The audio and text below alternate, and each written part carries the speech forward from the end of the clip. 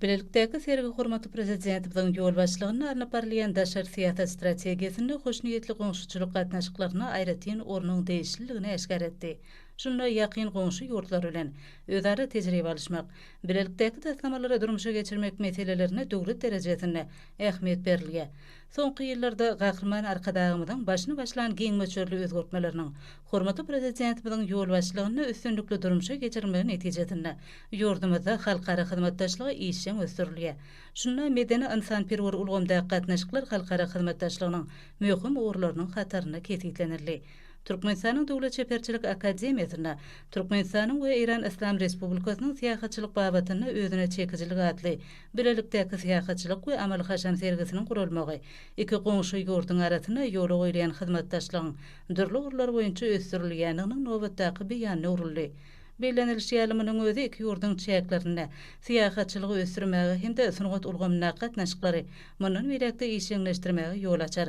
Amal haşam sunugatynyň eserleri, iki ýurduň halklarynyň taryhy, däpde surlary, milli senetkerçilik ulgamynyň aýratynlyklary içgin tanışmaga giň mümkinçilikleri öpçün edýär.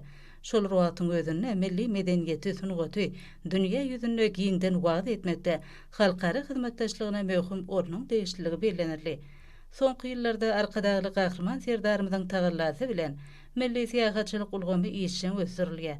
Gahrman arkadagymyzyň hemde hormaty prezidentimiň ýygyderli tagallalaryny netijesinde Türkmenistanyň syýasatçylygy netijeli ýagdaýda ösdürilýär. Bellenilşi ýaly beýik üpek ýolunyň möhüm çatyrgyna ýerleşen watanmazda syýasatçylygy ähli urlar boýunça ösdürmek üçin ägir türlü mümkinçilik bar.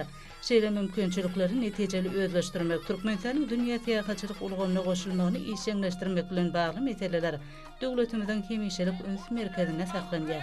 Bu çäreň dowamyny gazandan aralaşyklar degişli ugurlar boýunça iki ýurduň arasyna gatnaşyklaryň ösdürilmegine ýardam eder.